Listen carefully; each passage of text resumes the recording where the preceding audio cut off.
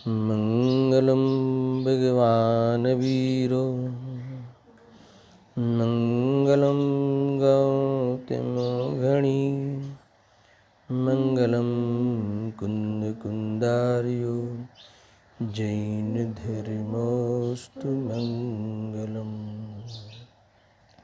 सर्वमंगलमांगल्यं सर्वकल्याणकारकं प्रदानं सर्वधर्माणां जैनं जयतु संसनं जैनं जयतु संसनं। सर्वव्यापेकचिद्रूप स्वरूपाय परात्मने स्वोपलब्धि प्रसिद्धाय ज्ञानानन्दात्मने नमः। आत्मरूपयनुपम अद्भुत याहिनिखे भव सिंधुतरो आत्मरूप।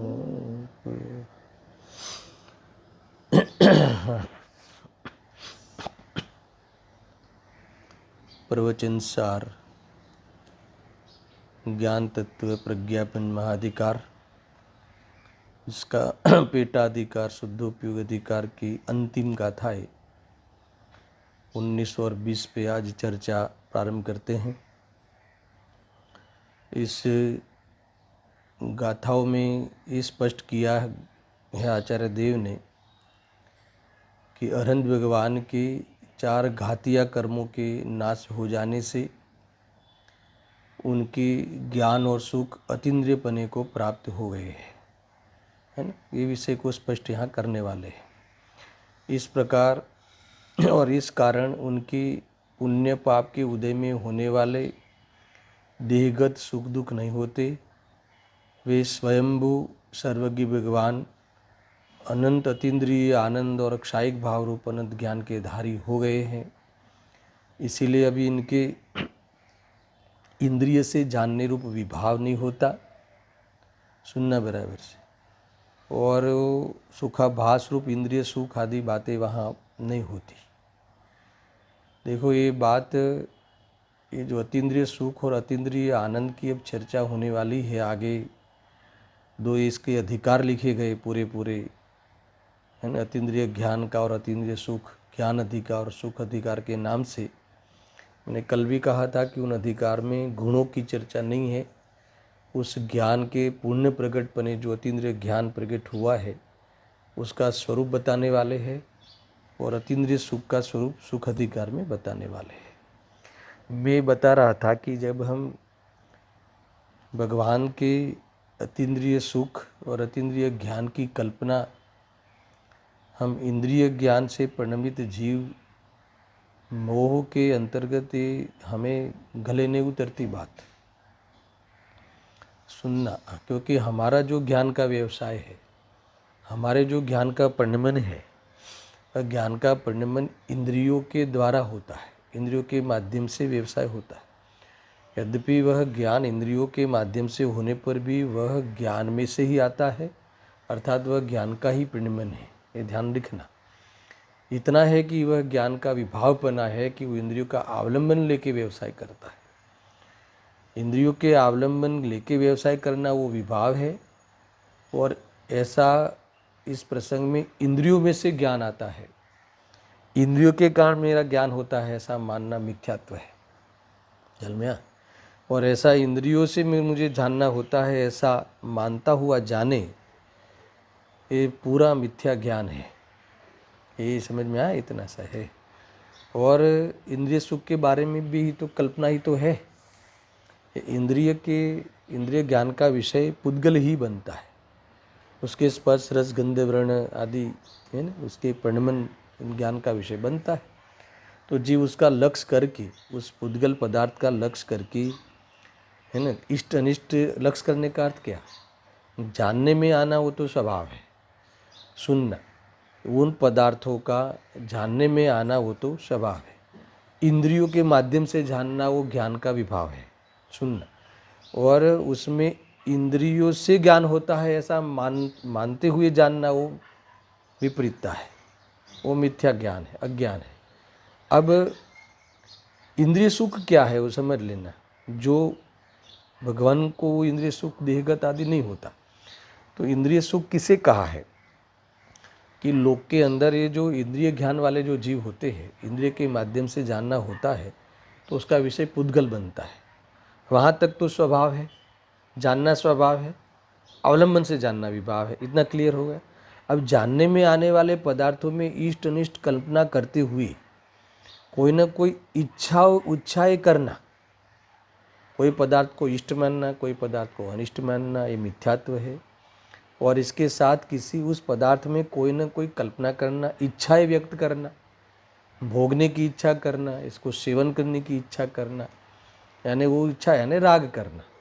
तो ये जो राग करता है, इच्छाएं करता है, और इस इच्छा की पूर्ति करना, इच्छा की पूर्ति करने रूप है ना प्रयास करना, उपाय करना, वो सब ये जीव करता है, उसे वह सुख मानता है। इच्छा की पूर्ति को वह सुख मानता है। इच्छा होना वो राग है, और इच्छा की पूर्ति होने को वह क्या मानता है? सुख मानता है। यद्यपि इच्छा की कभी पूर्ति नहीं होती, मगर योगानुयोग काकतालीय न्याय अर्थात पुण्य के उदय में इच्छा के अनुसार बाहर में वह प्रसंग होते हैं, वह सामग्री आदि बाहर में उपलब्ध हो जाती है, होती है पुण्य के उदय में। ऐसा मेल खावे तो उसे सुख का आभास हो जाता है। क्या होता है उसे? मैं सुखी हो गया, मुझे सुख की प्राप्ति हो गई, इच्छा की पूर्ति में ऐसा वह आभास कर लेता है। मैंने पहले भी कहा था, आगे भी आने वाला है। यद्यपि वहाँ आकुलता जो घटी है, अगर घटी हो तो, नहीं घटी ऐसा भी हो सकता है, और आकुलताएं बढ़ती है विषय चाह में, ऐसा भी हो सकता है। और कदाचित आकुलता घटी भी है तो वह चाह की शक्ति, वो चाह डाउन हुई है, समझ में आया ना? वो विकल्प नहीं रहे हैं, उस अनुसार ही आकुलता घटी है, मगर वह इच्छा पूर्ति होती नहीं, और कोई पदार्थ में से बाहर के व्यंजन आदि में से सुख आता नहीं, समझ में आया ना? तो ये भ्रम हो जाता है इस जीव को। तो यहाँ ये कहते हैं कि वो वाला प्रसंग, ये हमारे अरविंद भगवान को, ये केवली परमात्मा को इंद्रियों का अवलंबन ही नहीं होता। एक इंद्रियों के अवलंबन से ज्ञान ही नहीं होता, इंद्रियों के अवलंबन से नहीं होता, सुनना बराबर से ज्ञान तो होता है। सारे पुद्गल पदार्थों को वो पहले इंद्रिय के माध्यम से जानते थे, अभी आत्मा के प्रदेशों से डायरेक्ट जानते हैं, इसीलिए आधीनता नहीं है, मगर जानना तो होता है, विशेष होता है, संपूर्ण होता है। सारे पुद्गल के पदार्थों में, पदार्थों का क्या, अच्छी हो पदार्थ, अनंत पदार्थों का जानना तो होता है, मगर वहाँ आधीनता नहीं रही, एक। दूसरा मोह राग द्वेष नहीं रहा, दो, है ना? मोह राग द्वेष नहीं रहता, इसीलिए तो ये ज्ञान प्रकट होता है पूर्ण।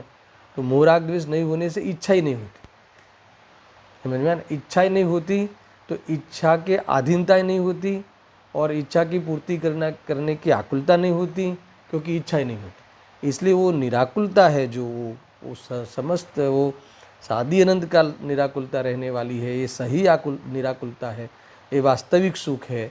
तो ये यहाँ कहते हैं कि ऐसे सुख को प्राप्त हो गए हैं हमारे अरविंद भगवान। इतनी बात ये दो गाथा में कहने वाले हैं, सुनना बराबर से। मगर ये ऐसे सुख, ऐसे अतीन्द्रिय सुख और अतीन्द्रिय ज्ञान, ये दो जिस आत्मा ने प्राप्त किया है, वे अथवा जिसने प्राप्त किया है वह भी तो आत्मा है, और हम भी तो आत्मा हैं। तो हम भी ये आधीनता है हमारे, देखो क्षयक्षम ज्ञान की आधीनता कितनी है ना? ज्ञान तो ज्ञायक में से ही आएगा, फिर भी वो ज्ञान के व्यवसाय की आधीनता, उस संबंधी ज्ञानावर्ण्य कर्म का क्षयक्षम होना, सुनना, कितनी लिमिटेशन है और कितना लिमिटेड ज्ञान है ये क्षयक्षम ज्ञान। हमारा जो मतिशुद्ध ज्ञान है, हम जो ज्ञान, हमारे प्रगट ज्ञान है, हमारा जो ज्ञान का व्यवसाय है, क्षयक्षम ज्ञान है, वह कितनी विभाव रूप से परिणमित करता है, वो शोभा नहीं है। आत्मा का स्वभाव ऐसा नहीं है, खंड खंड ज्ञान आत्मा का स्वभाव नहीं है, वो वास्तव में विभाव रूप ज्ञान परिणमन कर रहा है ना? वो ज्ञानावर्ण्य कर्म का क्षयक्षम होवे उस संबंधी सुनना, फिर वह वो जिस इंद्रियों का अवलंबन लेगा, जो उपकरण है, ऑर्गन्स है ना, वो भी सही होना। वो पहले तो ऑर्गन मिलना, इंद्रिय मिलना, ऐसे इंद्रियों के वाला शरीर मिलना, पांचों इंद्रियों वाला, फिर उसका संपर्क होना, फिर वो विषय का भी उसी काल में संपर्क होना, है ना। कितना विषयी और विषय और ज्ञान, है ना। मान लो कि कोई दृश्य, कोई वस्तु का कलर का ज्ञान होना, तो कितना कितना मतलब कितनी वहाँ पराधीनता है कि वहाँ चक्षु इंद्रिय का उपकरण होना, पहले तो उपकरण मिलना, फिर क्या होना, फिर वहाँ चक्षु इंद्रिय के संपर्क में वो पदार्थ आना, एक स्थान में मिलना। समझ में आया? मान लो कि आपको मैं कहूँ कि फर्स्ट फ्लोर पे कलर कौन सा है, तो आप नहीं बता पाओगे, नहीं जान पाओगे, नहीं कह पाओगे। तो ये मतलब कि अभी आपके सामने दीवार है ना। मैं ये कहूँ दर्शन, तुम्हारे पीछे जो दीवार है उसमें कुछ वहाँ कुछ है चीज़, देखो तो क्या है, तो आपको आपकी इस चक्षु का और उस पदार्थ का संपर्क होना चाहिए, है ना, एक स्थान में आना चाहिए, ऐसा समझ लो। फिर उस संबंधी ज्ञानावरणीय कर्म का क्षयोपशम होना, फिर वहाँ उपयोग का लगना, उस पर मूल तो उपादान तो चाहिए ना, कि उस समय में वो जानने की योग्यता होना, तब जाके उस पदार्थ का ज्ञान होगा। समझ में आया? और ये इतना लिमिटेड ज्ञान, और इतना इतना लिमिटेड होता है, फिर भी वो उस समय कलर का ही होगा। फिर उसका और जो स्पर्श रस आदि का ज्ञान करने के लिए ये यहाँ से संक्रांति करना पड़ेगा उपयोग को, तब जाके वो दूसरी मतलब दूसरा स्पर्श आदि का ज्ञान होगा। कितना लिमिटेड, कितना लिमिटेशन, है ना। फिर भी यही ज्ञान अगर हम अपने स्वभाव में लगा देते हैं, पूरे का पूरा उसका सदुपयोग कर लेते हैं, तो वो ज्ञान केवल ज्ञान रूप परिणमित हो जाता है। इंद्रियों का अवलंबन तक लेना नहीं पड़ता, सारा ज्ञान प्रकट हो जाता है, आधीनता नहीं रहती, और मोहराग्रस मिट गए हैं। इसीलिए इनके जानने में आने वाले पदार्थ पे कहीं कोई राग द्वेष नहीं होता, इसीलिए निराकुलता भी होती है। आया ख्याल में? इसलिए भगवान हमारे निराकुल है। ये बातें सारी यहाँ आई है। वैसे मैंने सार तो कह दिया, फिर भी मैं आपको पढ़ के बताता हूँ। गाथा एक थोड़ा लेते हैं, देखो। प्रक्षीण घाती कर्म अनहद वीर्याधिक प्रकाशने, इंद्रिय अतीत थैल आत्मा ज्ञान सौखे परिणमे। कितनी अद्भुत बात है। देखो डायरेक्ट में टीका पे ही विचार करते हैं, समझने लायक है।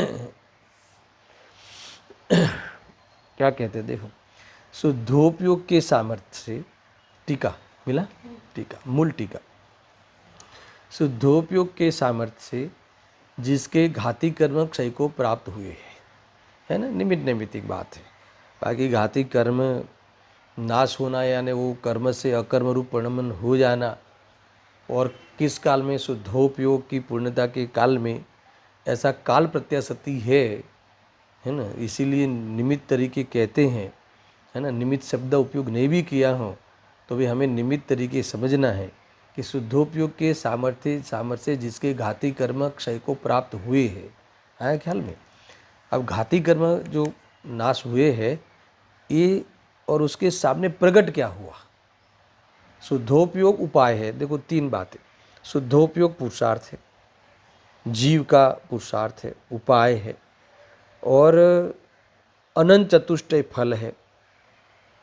और सामने घाती कर्म जो है, चार घाती कर्म का अभाव, निमित्त कारण जो इसके आवरण के जो निमित्त कारण थे, इसके घात के जो निमित्त कारण थे, है ना, इस चार गुणों के प्रकट होने के घात में जो निमित्त कारण थे, वो कौन था? चार घाती कर्म। और वास्तव में परमार्थ से समझ लेना, अशुद्ध उपादान से जो कारण थे, परमार्थ कारण थे, ये चार जो अनंत दर्शन, अनंत ज्ञान, अनंत सुख, अनंत वीर्य, ये चतुष्टय प्रकट करने में आत्मा की पर्याय में जो कारण था, परमार्थ कारण था इसके घात करने में, वो कौन था? मोह राग द्वेष। समझ में आया ना? तो वो उसका भी अभाव होता है। और निमित्त कारण कौन था? ये ज्ञानावरणी आदि 4 घाती कर्म, उसका भी अभाव हुआ। तो इसमें आधार किसको बताया? शुद्धोपयोग। ये शुद्धोपयोग का जब फल आया, शुद्धोपयोग में जब पूर्णता आ गई, अब सुनना, सामर्थ्य जिसके घाती कर्म क्षय को प्राप्त हुए हैं, एक। दूसरा, क्षायोक्षमिक ज्ञान दर्शन के साथ असंपृक्त संपर्क रहित होने से। कौन? ये जो 4 घाती कर्म जिनके नाश हुए हैं, ऐसे अरिहंत परमात्मा, ऐसे केवली भगवान, अरिहंत केवली के क्या हुआ है? क्षयोक्षमिक ज्ञान, अपूर्ण ज्ञान, मति शुद्ध ज्ञान, ये तीनों में से कोई भी ले लो, ठीक है। उसका संपर्क नहीं रहा, संपर्क नहीं रहा यानी नष्ट हो गया। ऐसा लेते हैं ना, मति शुद्ध ज्ञान का अभाव, केवल ज्ञान का उत्पाद, और ज्ञान द्रव्य अथवा आत्मा द्रव्य, ऐसा हुआ ना। क्या कहा? एक ही समय में मति शुद्ध ज्ञान का अभाव, क्षयोक्षम ज्ञान का अभाव, अपने एक ही समय में आत्मा की बात, अभाव, और केवल ज्ञान का उत्पाद अथवा मति ज्ञान के अभाव रूप आत्मा का होना, वे रूप होना, केवल ज्ञान के उत्पाद रूप होना, है ना, वही आत्मा का, उसका नाम वह द्रव्य। इस प्रकार से उत्पाद व द्रव्य में एक कार्य संपन्न हुआ। इसमें षटकारक भी लागू हो जाएंगे, अपने ही उपादान भी लागू हो, उपादान के अंतर्गत होने वाला स्वयं का कारण है, स्वयं कर्म है, स्वयं करता है, ये सारी बातें यहाँ सिद्ध होगी। और परद्रव्य कर्म तो जो अन्य कारक है, वो परमार्थ से कारण नहीं है, ये बात आगे हो चुकी है। अब सुनना, इनके क्या हुआ? क्षयोपशम जो ज्ञान था उसका संपर्क छूट गया है, अब वो नहीं रहा ऐसा।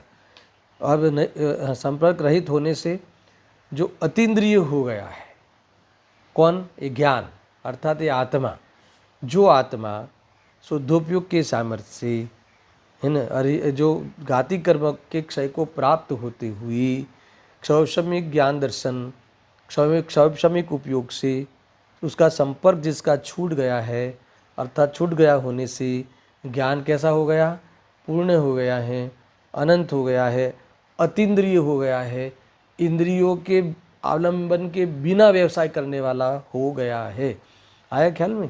ऐसा ये आवरण ही नहीं रहा है ना, आवरण वाला ज्ञान ही नहीं रहा अब ऐसा। अब ये देखो, आपको ऐसा लगता होगा कि अतीन्द्रिय हो गया यानी सबको जानने लगा, अब क्रमिक भी नहीं रहा, क्रम वाला भी नहीं रहा, और क्रम से जानने वाला भी नहीं रहा, और सारा ज्ञान, सारे पदार्थों का ज्ञान प्रकट हो गया, एक साथ में सारे पदार्थों को जानते हैं।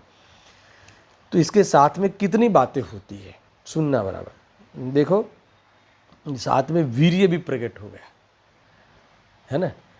देखो, ये अनंत पदार्थ को जानने रूप सामर्थ्य भी प्रकट हो गया, और अनंत पदार्थों को जानना भी प्रकट हो गया। दो बातें अलग है ना। सामर्थ्य है वो वीर्य गुण की पर्याय है, और जानना प्रकट हो गया वो ज्ञान गुण की पर्याय है ना। क्योंकि ये सामर्थ्य प्रकट हुए बिना भी ये कार्य नहीं होता, सबको जानना, वो बल लगता है, इसमें बल होता है, इसमें वीर्य चाहिए सारे पदार्थों को जानने में। कभी कभी किसी को ऐसा लगता होगा कि इनको थकान नहीं लगती होगी इतना सब जानने में।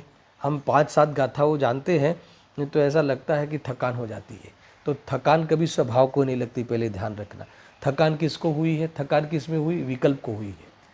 कषाय में थकान होती है, कषाय अभी वहाँ कषाय ने मूड बदला, ऐसा समझ लो। कषाय अभी अन्य पदार्थों में व्यवसाय करने के लिए तैयार हुई है, इस विषय में थकान लगता है। कषाय में थकान होती है, विकल्पों में थकान लगती है, स्वभाव में थकान नहीं हुए, मगर वो ज्ञान स्वभाव उस कषाय का संपर्क करके, एक तो क्षयोपशम रूप से है यानी अल्प रूप से है, और दूसरा जानने की इच्छा अनंत है और जानना लिमिटेड है ना। अब अनंत जानने की इच्छा है, जानना लिमिटेड है, और ऐसा ज्ञान उस इच्छा के अनुसार कषाय सहित पदार्थों को जानने में प्रवर्तन करता है, तब जाके कषाय में ही थकान होती है, कषाय में ही रस टूटता है, और अन्य पदार्थों को जानने का रस बढ़ता है। ये सब कषाय के करतूत है। समझ में आया कि नहीं? देखो, अगर ज्ञान को तो कितना भी ज्ञान तो जाने, स्वभाव है उसका जानना, स्वभाव में थकान नहीं होती, स्वभाव में कभी दोष नहीं होता। ये तो दोष सहित जब ज्ञान स्वभाव परिणमन करता है तब ये सब मैटरें होती हैं। इसलिए यहाँ तो ये भी चिंता नहीं। कहाँ केवली भगवान को, क्यों? क्योंकि इनके जो समस्त पदार्थों को जानने का संभाव था, अंतराय था, है ना, वो सब अभाव हो गया। अंतराय कर्म के अभाव हो जाने से समस्त सामर्थ्य प्रकट हो गया। सब पदार्थों को एक साथ में जानने का सामर्थ्य प्रकट हो गया और इसीलिए जानना भी हो गया। ये दोनों गुणों में भी निमित्त नैमित्तिक हमने लिया है उपादान निमित्त चिट्ठी में। मेरे सारा उपादान के अंतर्गत होने वाला कार्य है, एक ही द्रव्य में होने वाला कार्य है। अंतराय कर्म तो बाहर की चीज़ है। उस समय अंतराय कर्म नहीं रहा, वो उसका है ना, वो उसका क्षेत्र है, उस कर्म का, पुद्गल का। पर ये तो वीर्य गुण का ही पूर्ण परिणमन, अनंत परिणमन हो गया, तो उस अनंत सामर्थ्य प्रकट हो गया। और देखो अभी भी आपका जितना ज्ञान प्रकट है ना दर्शन, तो उतना वीर्य भी प्रकट है। नहीं तो नहीं हो सकता। ज्ञान दर्शन का जितना प्रकटपना रहता है एक केंद्रीय जीव को भी, तो उसके प्रपोजनेट वीर्य गुण का भी इतना है ना, वो अंतराय कर्म का क्षयोपशम भी इतना रहता ही रहता है, वीर्य गुण का भी इतना प्रकटपना रहता ही रहता है। मगर वहाँ सम्यकपना नहीं है, श्रद्धा गलत है, राग द्वेष सहित प्रवर्तन करता है ना, अज्ञानी तक ले लेना, सारे असंगी संगी पंचेंद्रिय अज्ञानी तक। इसीलिए वो वीर्य नहीं आता जो केवली भगवान के हैं, जो ज्ञानियों के होते हैं। मगर भेद ज्ञान के बल से, है ना, भेद ज्ञान रूप प्रवृत्ति में जब सामर्थ्य प्रकट होता है, विवेक रूप सामर्थ्य प्रकट होता है ना, उसके फल स्वरूप सारा लोकालोक का ज्ञान है ना वहाँ पर्याय में हो जाता है। ऐसा कहा। कितनी बातें आई? एक शुद्धोपयोग साधन, शुद्धोपयोग उपादान रूप साधन, शुद्धोपयोग पदार्थ, शुद्धोपयोग परमार्थ साधन, पुरुषार्थ जीव का, ठीक है। इसमें बाह्य द्रव्यों का कोई योगदान नहीं है। जब उसका फल आता है तो कौन सा फल आता है? अतीन्द्रिय ज्ञान प्रकट हुआ, तो उसके साथ किसका अभाव हुआ? इंद्रिय ज्ञान का अभाव हुआ, अल्प ज्ञान का अभाव हुआ, और अतीन्द्रिय ज्ञान पूर्ण ज्ञान का प्रकटपना हुआ। समझ में? आगे मैं लेने वाला हूँ इस ज्ञान तत्व प्रज्ञापन में इंद्रिय ज्ञान क्या है, अतीन्द्रिय ज्ञान है, वहाँ जाके खुलासा विशेष करेंगे, है ना। फंडामेंटल रूप इंद्रिय ज्ञान अतीन्द्रिय ज्ञान किसे कहते हैं और मोक्ष मार्ग में अतीन्द्रिय ज्ञान क्या है, वो सारी चर्चा हम बाद में करने वाले। पर यहाँ तुम समझो कि कितनी बात हुई दर्शन। एक तो शुद्धोपयोग रूप पुरुषार्थ हुआ, घाती कर्म संयोग में निमित्त की ओर से घाती कर्मों का नाश हुआ, और अपने अंदर में अशुद्धि थी। कौन सी अशुद्धि? अल्पता वाली अशुद्धि, उसका अभाव हुआ, और पूर्णता अर्थात अनंता प्रकट हो गई, यानी क्षयोपशम का संपर्क नहीं रहा। तो इसमें अब कितनी बातें बनती है? तो सबसे पहले अंतराय कर्म, क्रम में बताते हैं कि अंतराय कर्म, बाकी ये ज्ञानावर्णीय, दर्शनावर्णीय और अंतराय तीनों साथ में जाएंगे। मोहनीय अलग है, मोहनीय सबसे पहले गया। मोहनीय कर्म का अभाव होने के बाद ही मोह राग द्वेष जब टूट जाते हैं और स्वरूप में रमते हुए मोह राग द्वेष टूट जाते हैं, और तब ही वो पूर्ण आनंद की प्रकटता के बाद ही अंतर्वृत काल में तुरंत तत्काल लिया था ना आगे, तत्काल ये भी तीन कर्म जो बाकी रहे, ज्ञानावर्णी, दर्शनावर्णी और अंतराय, जितने हैं जो क्षयोपशम रूप से थे, उसका क्षय को प्राप्त होते हैं और ज्ञान पूर्ण प्रकट होता है। तो इसमें यहाँ पहले आचार्य देव ने अंतराय कर्म को प्रस्तुत किया कि अंतराय कर्म के अभाव में निमित्त की प्रधानता से कथन है, सारा वीर्य गुण स्फुरायमान हो गया, है ना, ज्ञान ज्योति ऐसे पूर्ण उदय हुई और वीर्य ज्ञान भी, वीर्य भी स्फुरायमान हो गया। देखो उत्तम वीर्य है ऐसा, अंतराय कर्म क्षय होने से अनंत जिसका उत्तम वीर्य है, अनंत वीर्य प्रकट हो गया। और इसके साथ क्या हुआ? समस्त ज्ञानावरण और दर्शनावरण का प्रलय हो जाने से, शब्द कैसा देखो, अलंकारिक भाषा, प्रलय हो गया, ध्वंस हो गया, नाश को प्राप्त हो गया, टिक ही नहीं सकता, कर्म हो जाने से निमित्त प्रधान कथन। अधिक जिसका केवल ज्ञान और केवल दर्शन नामक तेज है, अधिक यानी पूर्ण, जिसका अत्यंत अनंत रूप से सारा तेज प्रकट हो गया, यानी क्या क्या प्रकट हो गया? अनंत दर्शन, अनंत ज्ञान। पहले क्या कहा? अनंत वीर्य प्रकट हो गया, फिर अनंत दर्शन और अनंत ज्ञान उसके साथ प्रकट हो गया, और जो पूर्ण सुख था 12वें गुण स्थान में, यहाँ अनंतता को प्राप्त हो गया, क्योंकि अब इनके सत्ता में भी नहीं रहा। क्या नहीं रहा? मोहनीय कर्म की सत्ता ही 12वें गुण स्थान में से चली गई थी और अभी वह ज्ञान की अनंतता के साथ आरोपित अनंत सुख प्रकट हो गया। अनंत सुख की अनंतता यानी वो जो ज्ञान अल्प ज्ञान उसको जब छद्मस्त थे ज्ञानी तब परेशान करता था अथवा निमित्त बनता था ना ये अल्प ज्ञान दुख में, तो ज्ञान की अनंतता हो गई तो सुख की भी अनंतता कहलाती है। बाकी पूर्ण सुख और अनंत सुख में कोई अंतर नहीं है। ऐसा अब ये असुख की बात अभी करने वाले, केवल ज्ञान प्रकट हो गया, केवल दर्शन प्रकट हो गया, ऐसा यह स्वयंभू आत्मा समस्त मोहनीय के अभाव के कारण अत्यंत निर्विकार शुद्ध चैतन्य स्वभाव वाले आत्मा का अनुभव करता हुआ आया ना। अब मोहनीय कर्म का अभाव हो गया यानी निर्विकार हो गए, निर्विकार होने से शुद्ध चैतन्य स्वभाव है ना, राग रहित स्वभाव यानी शुद्ध स्वभाव, तो पर्याय में भी राग रहित तो हो ही गए हैं। तो इस प्रकार से राग रहित होकर जो निर्विकार शुद्धात्मा है उसका अवलंबन में ये उपयोग रहता है, रमता है, वहाँ स्थायी हो गया। इस प्रकार से शुद्धता को प्राप्त करता हुआ है आत्मा, देखो अनुभव करता हुआ। अब सुनना, स्वयमेव स्वपर प्रकाशकता का लक्षण ज्ञान और अनाकुलता का लक्षण सुख होकर परिणमित होता है। आया ना, देखो स्वपर प्रकाशकता लक्षण बताया यानी सबको जानने रूप, स्व को जानते हुए सबको जानना और पर रूप नहीं होना, ये आत्मा का मूल स्वभाव है। या यहाँ कहा देखो, इस प्रकार आत्मा का ज्ञान और आनंद, आत्मा फिर से इस प्रकार आत्मा का ज्ञान और आनंद स्वभाव ही है और स्वभाव पर से अनपेक्ष है ना, अनपेक्ष यानी अपेक्षित नहीं है, ऐसा उपेक्षित अनपेक्ष होने के कारण इंद्रियों के बिना भी आत्मा के ज्ञान और आनंद होता है।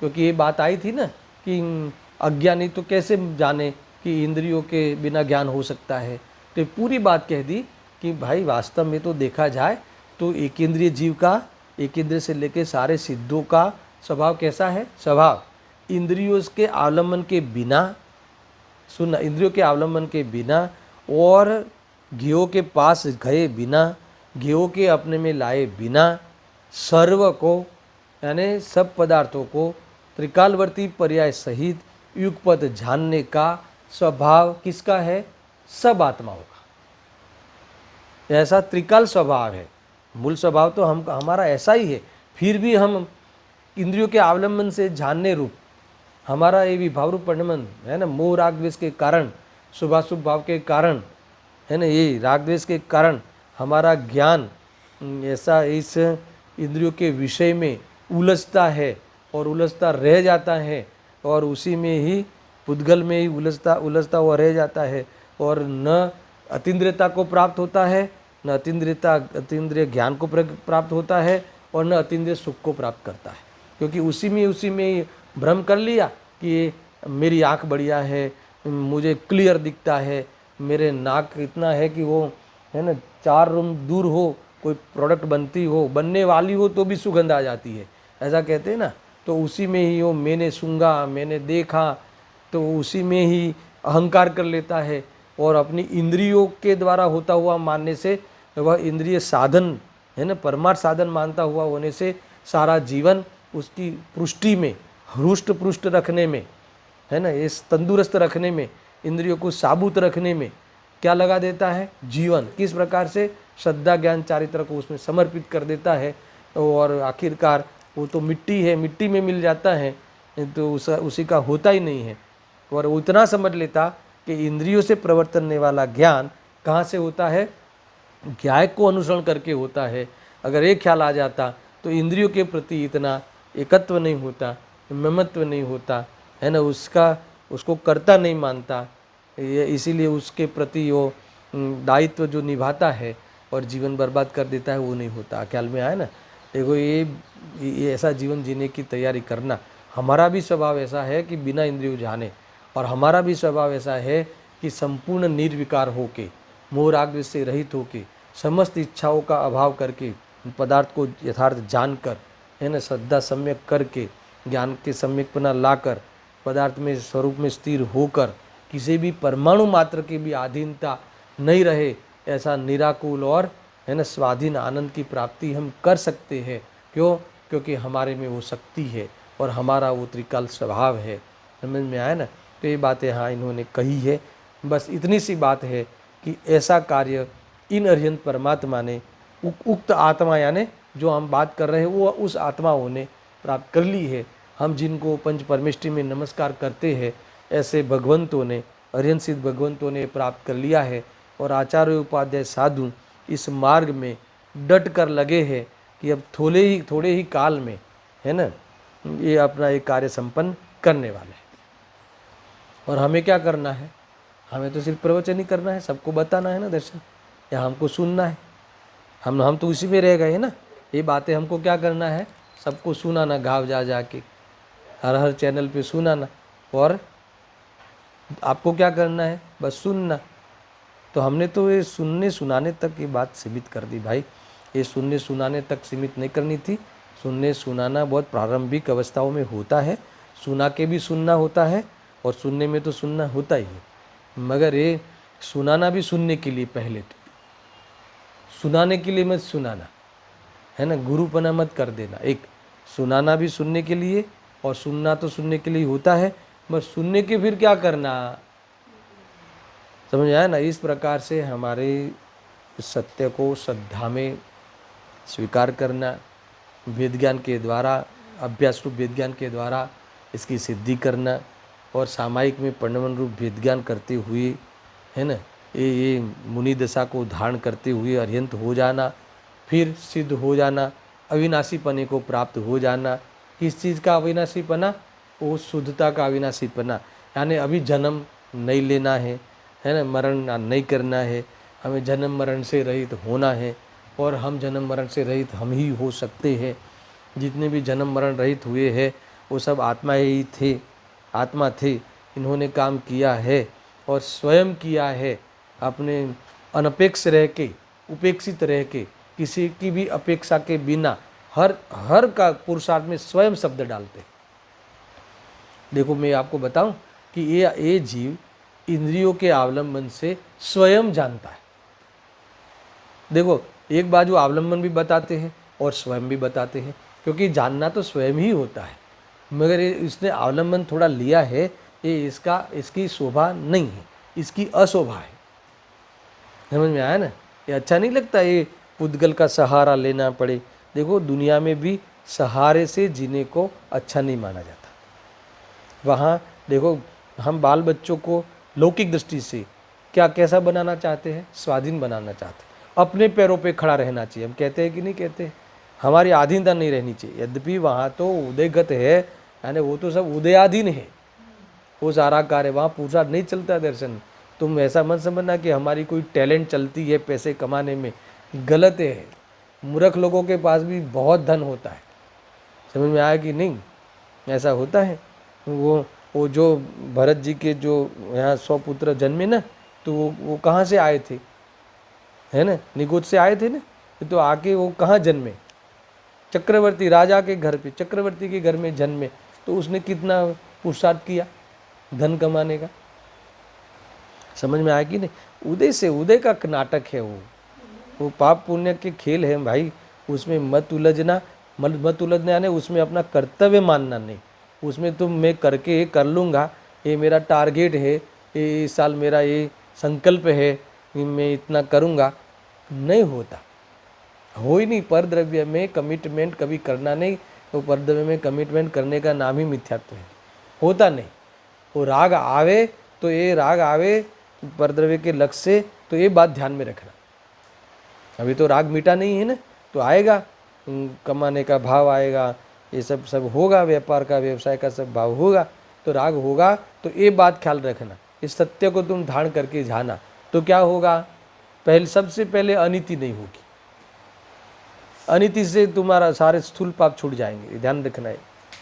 इतना ख्याल में होगा तो ये है ना। देखो हम पाप करते हैं ना कोई भी, तो हम छुप के करते हैं मान लो। मगर मुझे बताओ कि मुझे विकल्प आए, देखो हम भोजन करते हैं, हम कभी कभी यहाँ कोई न्यूज़ देखते हैं, खाना पीना जो भी करते हैं, तो अपने तो सारे घर में जैसे जिनवाणी का वातावरण है। और अंदर के रूम चले जाए तो भी वहाँ जिनवाणी का रूम है। ऑफिस में चले जाए तो भी सारी जिनवाणी से युक्त है सारा। तो हमें जिनवाणी याद आ जाए तो भी ऐसा लगे कि कोई खोटा भाव नहीं आना चाहिए, खोटा काम नहीं करना चाहिए। ऐसा आता कि नहीं आता? तो मुझे बताओ का ये तो एक जिनवाणी बाहर में ये स्थूल रूप से है, मगर मुझे बताओ कि अब मनुष्य क्षेत्र में महाविदेह में जो वर्तमान में तीर्थंकर विराजते हैं, तो उनके ज्ञान में और अनंत सिद्धों के ज्ञान में हमारे पाप झलकते होंगे कि नहीं झलकते होंगे? हम करने वाले होंगे वो भी झलकते हैं। तो मुझे बताओ कि अगर हमें पता चल जाए कि भगवान के ज्ञान में आता है, तो भी हम पाप से, अनिति से, है ना, अनिति करना छोड़ देवे। और ये तो वास्तव में स्वरूप से पतित कराने वाले भाव है। इतनी तीव्रता में अनिति आदि से जीवन हो तो हमें आत्मा की प्राप्ति होने का मंगल भाव ही नहीं आ सकता। ख्याल में आए कि नहीं? तो हम एक ख्याल में आ जावे तो इस आधार से भी हम हमारा जीवन पवित्र हो जावे, बाह्य जीवन। तो ये फिर आगे तत्व विचार होवे, ये सारा काम हम कर सकते हैं, है ना। देखो, एक क्षण के पहले तुमने क्या किया इसका कोई मायने नहीं रखता। समझ में आया ना? अभी तुम्हारे पास त्रिकाल शक्ति है और अभी हमें पता चला है तो बहुत बड़ा मंगल कार्य होने वाला है, ऐसा समझ लेना। समझ में आ रहा है मैं जो कह रहा हूँ? मुझे सिर्फ ये विषय को ही समाप्त नहीं करना है, हमें जुड़ना है। मात्र अरिहंत भगवान को केवल ज्ञान प्राप्त हो गया है इसलिए खुशियाँ मनाओ, ऐसा नहीं है। बेगानी शादी में अब्दुल्ला दीवाना, ऐसा नहीं। मैं जब भी वो निर्वाण पे जब कोई व्याख्यान करता हूँ ना, निर्वाण दिन में दीपावली भी आप सबने तो सुना होगा, तो मैं ये हमेशा कहता हूँ, ये देखो एक बात का तो जो हमारा कोई साधर्मी ने प्रतिज्ञा की हो और वो संपन्न हो गई हो तो इसकी खुशी तो हमें होती है ना, नहीं है।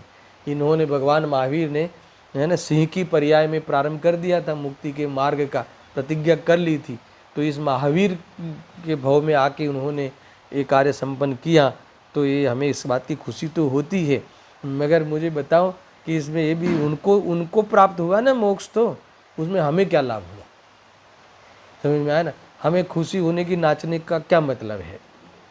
अगर हमने प्रारंभ कर लिया हो, हमने भी आत्मदर्शन करके उस मार्ग में प्रस्थान कर लिया हो, तो आनंद की बात है। और उस प्रकार से ही आनंद मनाया जाता है, और ये वही आनंद होता है सच्चा।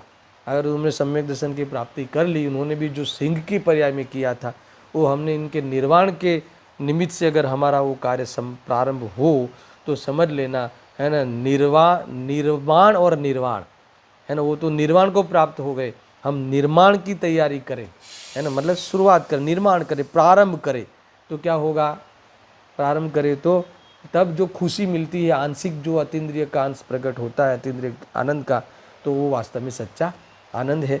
कुल मिला के मुझे इस 19वीं गाथा के संपन्न में इतनी ही बात करनी थी। क्या बात करनी थी?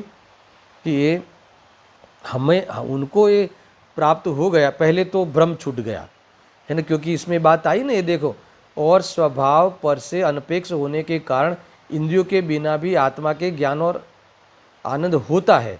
फिर से मैं भावार्थ में जो शॉर्टकट में लिखा है, इस क्या बताना है कि ये केवली भगवान का ज्ञान इंद्रियों से नहीं होता, क्योंकि इनके इंद्रियों का संपर्क ही नहीं है।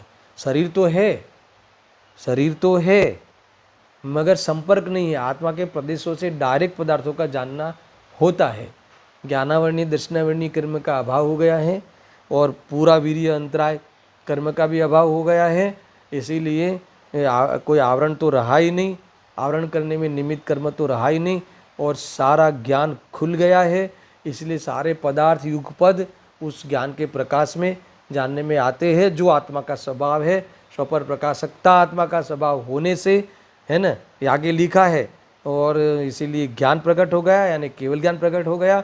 और अनाकुलता आकुलता रहित आत्मा का स्वभाव होने से निराकुल भी ज्ञान प्रकट, निराकुलता भी प्रकट हो गई है, ऐसा ये कहते हैं। देखो, आत्मा को ज्ञान और सुखरूप परिणमित होने में, अर्थात आत्मा को केवल ज्ञान और अनंत सुख रूप परिणमित होने में इंद्रियादिक पर निमित्तों की आवश्यकता नहीं है। क्यों नहीं है? क्योंकि आत्मा का ऐसा स्वभाव है। कैसा स्वभाव है? इंद्रियों के बिना जानने का। तो इंद्रियों से जानता है, वो क्या है? वो बीमारी है, वो खराबी है, पर्याय में होने वाली खराबी है। वो आत्मा की वो कोई स्वाभाविक क्रिया नहीं है। समझ में आया ना। जानना स्वभाव है, अवलंबन लेना विभाव है, ये ध्यान।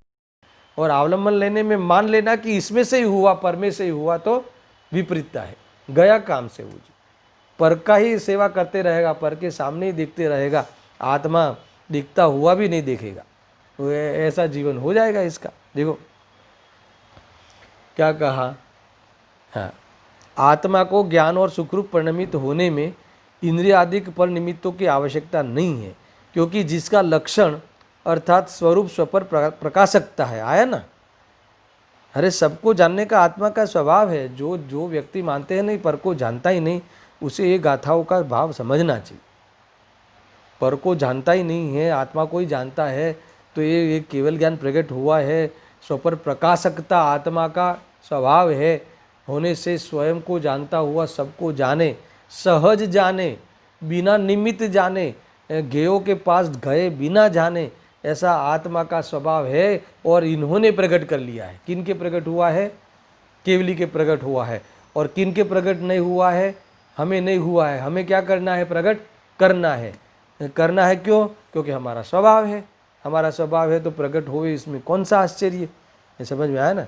तो कैसे होगा, ये सब बातें इसके अंदर भीतर बात आने वाली है, उसकी चर्चा होगी। कई बार ली भी है, वेद ज्ञान के बल से आत्मा की अनुभूति करके होगा ये सब ऐसा, अर्थात शुद्धोपयोग से। एक शब्द में लेवे तो आत्मा के ध्यान से स्वरूप में लीन होगी। स्वरूप में लीन कब कब हुआ जाएगा? अब इस प्रवचन सार रखा है ना सामने, उसके आधार से कहो दर्शन, है ना। सुनना फिर से ये हमारा ज्ञान अतीन्द्रिय कब होगा? हमारा ये विकार रहित हमारा आनंद कब प्रकट हो जाएगा? तो क्या शुद्धोपयोग करे तो हो जाएगा। तो शुद्धोपयोग क्यों होगा? हमें शुद्धोपयोग होने का कारण क्या है? शुद्धोपयोग कैसे होगा? तो कि प्रवचन सार के आधार से ऐसा समझे कि प्रमेय व्यवस्था यानी छहो द्रव्य का यथार्थ स्वरूप जाने, है ना। बेंसी ने भी जवाब दिया है कि मोक्षार्थी को अर्थात सुखी होने के लिए हमें पहले क्या करना चाहिए। तो देखो 2-3 जवाब है। एक प्रश्न बेंसी के वचनामृत में है और 2-3 बार प्रश्न है और अलग अलग जवाब दिया है, और सब जवाब वास्तव में एक ही है। देखो एक जवाब तो कॉमन है, अपने आत्मा में जानना चाहिए, ज्ञायक को जानना चाहिए, ज्ञायक में रमना चाहिए, ठीक है। और एक दूसरा ये जवाब दिया कि ये उत्पाद वे युक्तम द्रव्य है ना, उत्पाद वे द्रव्य युक्तम सत, यानी अपने द्रव्य को और उत्पाद वे को जानना चाहिए, ऐसा इन्होंने लिखा। उत्पाद वे द्रव्य युक्तम सत, ऐसा सत वाला द्रव्य का स्वरूप हमें समझ में आना चाहिए। वो जाने तो क्या होगा? ज्ञायक की दृष्टि होगी, तो जाने तो आत्मा की अनुभूति होगी, ये कहा। देख लो, आप जैसे प्रवचन सार में कहा है, अर्थात जैसा वस्तु स्वरूप है वैसा केवली ने देखा है, और दिव्य धनी सार प्रवचन सार में ये बातें आई हैं। ये भगवान की वाणी का सार है। इसमें जैसे द्रव्य गुण पर्याय का स्वरूप जो बताया है, दुनिया में क्या है? मकान तुम्हें दिखता है तब तक आत्मानुभूति नहीं होगी। तुम्हें जब ये शास्त्र दिखेगा तब तक अनुभूति नहीं होगी। ये द्रव्य गुण पर्याय के अलावा कुछ नहीं। दुनिया में जो भी दिखता है वो द्रव्य गुण पर्याय के अलावा कुछ नहीं। समझ में आया ना। कोई भी आप ये द्रव्य गुण पर्याय से ही सिद्धि होगी। इसका नाम दे देना किसी पर्याय की ओर से, किसी को मनुष्य नाम दे देना, किसी को ये है ना, ये कोई भी बुक नाम दे देना, किसी को ये नाम दे देना, वो वास्तव में लौकिक व्यवहार है। लौकिक व्यवहार के लिए ये सब नाम वाम चलते हैं। आगे वास्तव में देखा जाए तो वह कोई पर्याय ही है, और वो किसी द्रव्य के वो अपने द्रव्य से अभिन्न ही है। और वो द्रव्य कैसा होता है? अपनी अनंत शक्तियों के सहित ही होता है और अपने क्षेत्र में ही होता है। ऐसे दुनिया में द्रव्य क्षेत्र काल भाव में अपने चतुष्टय में विराजमान ही वस्तु प्राप्त होगी। कहीं भी देखो, जब ये ऐसा ख्याल में आ जाए तो अभी मुझे अपनी वस्तु भी ऐसी है ना, ऐसा भी ख्याल में आता है। सब वस्तु ये ऐसी है, ऐसा ख्याल में आता है। समझ में आया कि नहीं? तो फिर हमें कोई भी वस्तु में कोई खोट नहीं दिखती, और हमारे में भी खोट नहीं दिखती। क्यों नहीं दिखती? कि है ही नहीं, है ही नहीं, वो तो स्वरूप। मगर ऐसी नहीं दिखती, खोट नहीं है, और फिर खोट नहीं दिखे वो पुरुषार्थ। क्या कहा? खोट तो है ही नहीं किसी वस्तु में, है ना, और है ही नहीं वो वस्तु का स्वरूप, और खोट है ही नहीं, वो सिद्धि करे हम, वो पुरुषार्थ। ऐसा जब पुरुषार्थ करते हैं तो हमारा शुद्धोपयोग को प्राप्त, फिर हमें शुद्धोपयोग होगा। शुद्धोपयोग होगा यानी उपयोग में कोई कसाय पूर्वक वर्तेगा ही नहीं, तो वो शुद्धोपयोग का फल क्या आएगा? समस्त विकार समाप्त हो गया और ये अधीनता भी समाप्त हो गई इंद्रियों की। यानी देह रहते हुए भी हमारे अरिहंत परमात्मा उस निरावलंबन पने को प्राप्त हो गए हैं। यानी इंद्रियों के द्वारा ज्ञान की जरूरत नहीं पड़ती, डायरेक्ट आत्मा के प्रदेशों से करते हैं, ज्ञान होता है। यहाँ कहा है देखो, आत्मा को ज्ञान और सुखरूप यानी केवल ज्ञान और अनंत सुखरूप परिणमित होने में इंद्रिय आदि पर निमित्तों की आवश्यकता नहीं है। क्यों नहीं है? क्योंकि जिसका लक्षण अर्थात स्वरूप स्वभाव स्व पर प्रकाशकता है, किसका? सबका, हमारा सबका, ऐसा ज्ञान प्रकाशकता है, ऐसा ज्ञान, और जिसका लक्षण अनाकुलता है, ऐसा सुख आत्मा का स्वभाव ही है ना। तो ये केवल ज्ञान हमारा स्वभाव है, केवल ज्ञान शक्ति हमारा में सर्वज्ञता शक्ति है ना, और अनंत सुख वाला हमारे में सुख शक्ति है। हमारे प्रकट होने की देर है, इनके प्रकट हो गई है, इसीलिए इनके कैसा है? अतीन्द्रिय ज्ञान और अतीन्द्रिय सुख। बिना इंद्रियों से ज्ञान करते हैं सर्व पदार्थों का, और इंद्रिय सुख का वहाँ प्रसंग नहीं है। निर्विकार होते हुए अतीन्द्रिय सुख का भोग कर रहे हैं, शादी अनंत काल करने वाले हैं। अब 20वीं गाथा में थोड़ा सा इसी को ही जोड़ता हुआ प्रसंग है, मैं थोड़ा खाली विषय बता देता हूँ, इसकी चर्चा मैं कल करूँगा। देखो, अब अतीन्द्रियता के कारण ही शुद्ध आत्मा के केवली भगवान के शारीरिक सुख दुख नहीं है, यह व्यक्त करते हैं। क्योंकि ये क्यों लेना पड़ा? क्योंकि इनके देह तो है ना, देह तो है, तो फिर अज्ञानी को ऐसा लगता होगा कि देह है तो फिर इनके देह के अंतर्गत होने वाले जो सुख दुख है वो इनके होने चाहिए। समझ में आया? यानी क्षुधा आदि, प्यास आदि, भूख प्यास होनी चाहिए, और फिर भूख प्यास मिटाने का उपाय भी करते होने चाहिए, और फिर उसकी तृप्ति भी होनी चाहिए, और ये सब इनके होना चाहिए। क्योंकि शरीर तो है, चलो सिद्ध भगवान के लिए हम मान लेते हैं क्योंकि वो तो अशरीरी हो गए, पर अरविंद भगवान तो शरीर है कि नहीं है ना। तो शरीर होते हुए भी इनके ये देहगत सुख दुख क्यों नहीं है, इसकी चर्चा इसमें आई है। मैं कल खुल के चर्चा करूँगा, और इसमें भावार्थ में एक नया विषय को यहाँ प्राण दिया है। केवली भगवान के कवलाहार भी नहीं होता, ये वाली बात इन्होंने जो डायरेक्ट कोई गाथा में या मूल टीका में नहीं है, फिर भी इन्होंने छेड़ी है। और आचार्य जयसेन देव ने पूरी टीका इस कवलाहार पे लिखी है। आपके पास वो बुक हो तो पढ़ लेना। ब्रह्मचारी कल्पना बेन ने इस आचार्य जयसेन देव की टीका का अनुवाद किया है, हिंदी अनुवाद, तो आपके पास बुक हो तो पढ़ लेना। कल ये सारी चर्चा हम संपन्न करके शुद्धोपयोग अधिकार का में विश्राम करेंगे अथवा उसको विराम देंगे, ऐसी चर्चा है। सहजानंदी शुद्ध स्वरूपी अविनाशी हूँ आत्मस्वरूप। सहजानंदी शुद्ध स्वरूपी अविनाशी हूँ आत्मस्वरूप। सहजानंदी शुद्ध स्वरूपी अविनाशी आत्मस्वरूप।